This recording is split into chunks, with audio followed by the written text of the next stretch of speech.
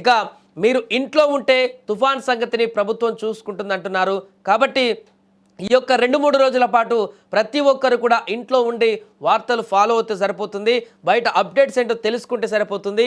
అత్యవసరమైనా కూడా మ్యాక్సిమం బయటికి వెళ్లకుండా ఉండడానికే ప్రయత్నించాలి. ముఖ్యంగా రెడ్ అలర్ట్ ప్రకటించినటువంటి జిల్లాలు ఏదైతే ఉన్నాయో ఆ జిల్లాలలో మరింత ఎక్కువ ప్రభావం ఉండేటువంటి అవకాశం ఉంటుంది. కాబట్టి పూర్తిగా పునరావాస కేంద్రాలను కూడా ఏర్పాటు చేసి ఇప్పటికే ఆ యొక్క తీర ప్రాంతాలలో ఉన్నటువంటి ప్రజలను, ముంపు ప్రాంతాలలో ఉన్నటువంటి ప్రజలందరినీ కూడా ఆ యొక్క పునరావాస కేంద్రాలకు తరలించారు. కాబట్టి మిగతా ప్రాంతాలలో ఉన్నటువంటి వారందరూ కూడా సేఫ్గా ఉండాలంటే బయటికి వెళ్లకుండా కొంత జాగ్రత్తగా వ్యవహరించాలి.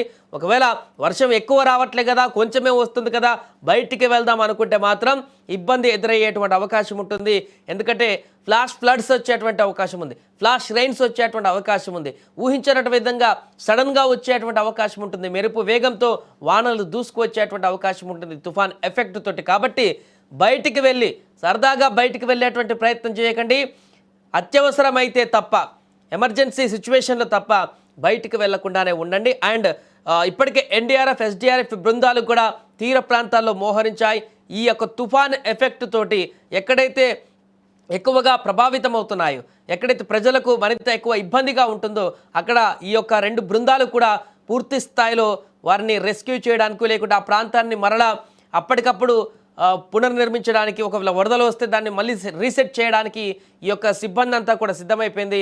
అండ్ విద్యుత్ శాఖ కానీ మిగతా అన్ని విభాగాలు కూడా ఈ యొక్క తుఫాన్ బారి నుంచి ఎదుర్కోవడానికి, వచ్చేటువంటి ఆ తుఫాన్ కలిగించేటువంటి నష్టాన్ని ఎదుర్కొనేందుకు, ఆ బారి నుంచి పూర్తిగా మరలా మనం ముందుకు వెళ్లేందుకు అన్ని శాఖలు కూడా సమన్వయం చేసుకుంటున్నాయి. ఇప్పటికే సీఎం చంద్రబాబు కూడా ఇప్పటికే ఈ యొక్క అందరు అధికారులతోటి, అన్ని శాఖల ముఖ్య నేతలతోటి కూడా నిన్నటి నుంచి సమీక్షలు కొనసాగిస్తూనే ఉన్నారు.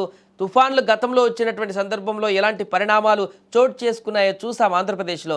అలాంటి ప్రభావమే ఈ మోంతా తుఫానుకు ముందంటున్నారు. కాబట్టి దాని యొక్క సిగ్నల్స్ కూడా ఇప్పటికే కనిపిస్తున్నాయి. కాబట్టి భారీ వర్షాలు కూడా కురుస్తున్నాయి. కాబట్టి ఈరోజు సాయంత్రానికి రేపటికి దాని ప్రభావం మరింత ఎక్కువ అవుతుంది. కాబట్టి పూర్తిగా జాగ్రత్తగా ఉండి ఇంట్లోనే ఉండి దీనికి సంబంధించినటువంటి అప్డేట్స్ తెలుసుకొని, వాతావరణ శాఖ చెప్పినటువంటి వివరాల ప్రకారం, ప్రభుత్వం చెప్తున్నటువంటి గైడ్లైన్స్ ప్రకారం ఈ యొక్క 2 రోజుల పాటు కొంత జాగ్రత్తగా ఉంటే ఈ తుఫాన్ అయిపోయిన తర్వాత, ముగిసిన తర్వాత అందరూ హ్యాపీగా ఉండొచ్చు.